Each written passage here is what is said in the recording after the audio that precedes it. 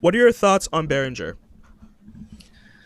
Behringer, I've got kind of a mixed emotions on. At first, when they came out with the first synth that they came out with, the DeepMind 12, I was super excited, and they made the promise of uh, doing clones of some of these vintage synths that people like myself would really love to get, but I'm not going to spend a fortune on a 40-year-old instrument. So the prospects were huge. Uh, the DeepMind 12 came out. The one I got, unfortunately, had a defect, and that's literally the only synth that I've ever bought in my entire life so far. I guess I'm lucky, but it came with an issue to where I couldn't even use it. And unfortunately, they had hyped this thing up, and I was like, and it doesn't work. But I got that sorted out, and that synth is really, that's probably the best synth that they've made, in my opinion. The subsequent synths that they came out with, yeah, they're good, but they kind of I don't know how to explain what I'm going to say because it might make people angry, but they're very generic. They're the clones, right? But it's like when you go on eBay and you're looking for a GoPro, but then instead there's that like Chinese one that's kind of pretending to be a GoPro. That's what it reminds me of. You know what I'm saying? Yep. And so the experience obviously is not going to be there because you're not playing in an actual mini Moog with the Behringer Model D. It does sound very good, and they've done that with a lot of their reissues. I don't think all of them have been home runs or anything, but most of them have been pretty good, if not dead on, with what they were going for. What I would like to see them do though is put a little more effort into how they look, and at the same time, like, you don't have to, like, the Poly D I think really irritated me because they're trying to make it look like a mini Moog, and it's not. I did not like that. um it felt almost insulting. like and they've done some really bizarre things too, like they were trying to trademark Oberheim, the name. The guy's like still alive, and like trying to take somebody's namesake, like stuff like that is. And I know that probably doesn't matter to the average person who's just going and wants to get into electronic music and maybe buy some synths. I don't have a problem with that, but at the same time, like, the company's done some really stuff that's kind of like, it's kind of cringe. So yeah. Yeah, I feel you on that. I love the company. I'm not gonna lie. I think what they're doing is great.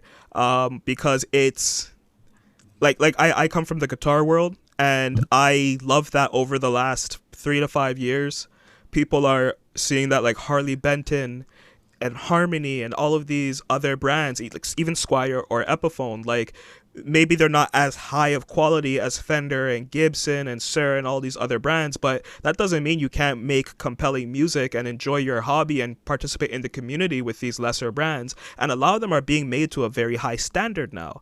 But also, I agree with you that there's a lot of like questionable actions that they've done over time, and like I come from the marketing world, so I kind of understand like certain choices will be done so you can also like stir conversation, and like obviously Uli knows what he's doing. His company, the people that he employs, they know what they're doing. They're very calculated with what they do. But Yeah. if you're going to be creating an OBXA, which you were teasing as UBXA, but then all this time you really wanted to do the OBXA thing, and then you finally reveal it. It's like that. Like why? Like why the cloak and dagger? Why not just be honest with your intentions or do something that isn't going to be stabbing someone who's still alive? Yeah, not just somebody. I mean, it's Tom Oberheim. I, That's going to make a lot of people upset. yeah, So, and I 100% agree with you. Like, my thing when they started doing this stuff, I was like, this is great. I'm going to be able to get the sound of an ARP. I'm going to be able to get the sound of a Moog, all these things. Because I didn't have a mini Moog when they were talking about doing that. I ended up getting one of the reissues right before Moog stopped making them. But it was only because it went on sale and it was at a price point that I was like, oh, if I don't get this, I'm going to kick myself. And I ended up getting it. So, but had I not had this, I'd be using the Behringer D, which I still have. I have one, but I mean that's way more. It's not even in here. I'm pointing over here. It used to be in here. It's in the other room. But the Mini Moog, it's way more fun to use the actual Mini Moog. But if I didn't have one, that's amazing. It's just sad that the company itself decides to put itself in just ridiculous situations sometimes. They don't need to do that. Like the DeepMind 12 speaks for itself. I think originally they were planning to kind of do a clone of the 106, the Juno 106, but it evolved into something more. I like that. That makes sense to me. You're gonna do a clone of something, make it better than it was, not shove it in the same little form factor box that you've made like 10 or 20 cents for now. And like, I don't know, like they're serving a purpose. And in terms of, spectrum on the scale of branding, lesser brand, I wouldn't necessarily call it that. It's a more affordable product. They all sound good. I mean, the thing that's going to will be interesting will be how long do they last? Are they durable enough to last for a long time? And some would argue maybe that doesn't matter because they're pumping out so many of them and they cost almost nothing, comparatively. It would be simple to replace. But I don't know about you. If I spend a few $100s on something, I hope it lasts more than like a year or two. Like, yeah, a lot of these instruments are designed to last like your whole life.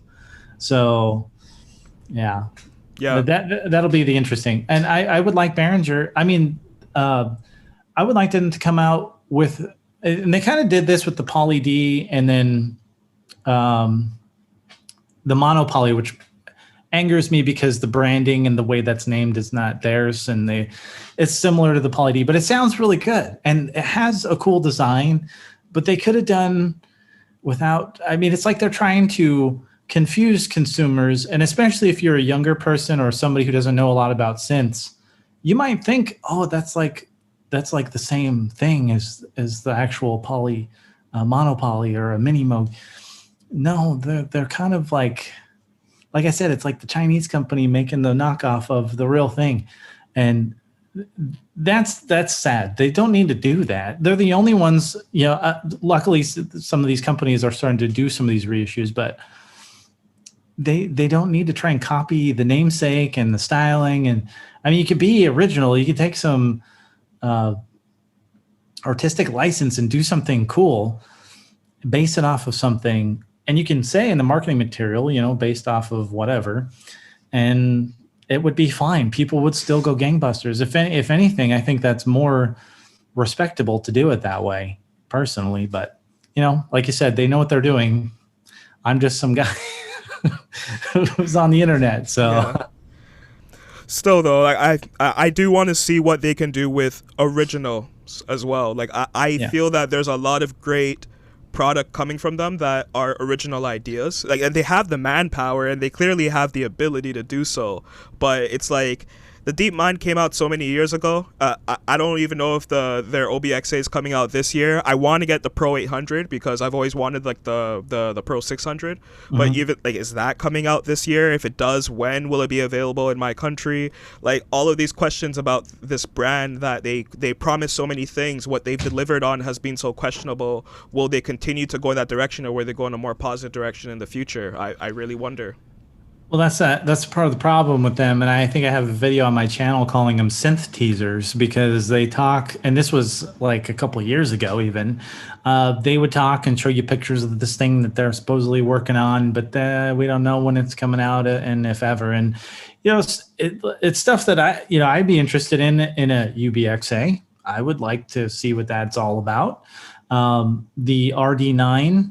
Their 909 clone, I'm extremely interested in that one. Still not out. It's been a couple of years. I mean, and we don't, we're not privy to the inner workings of the company there. Maybe there's some hurdles that they're having to clear, or some issues with trying to get things to sound. Somebody made a point one time that made a lot of sense. They said trying to clone something is actually, in their opinion, more difficult than making something original, because if you're cloning it, you got to make it sound like as close to the original thing that you're cloning as possible. And that makes sense. So maybe that's some of it too, like trying to get some of these instruments or things that they've, say that they're working on to sound like the thing that they're supposed to sound like, may be a little more difficult than they anticipated initially, maybe. So who knows? But yeah, I would like to see some more of that from them, but at the same time, I would like them to kind of cool their jets. You don't have to promise everything and deliver nothing. Like that's going to make people really mad.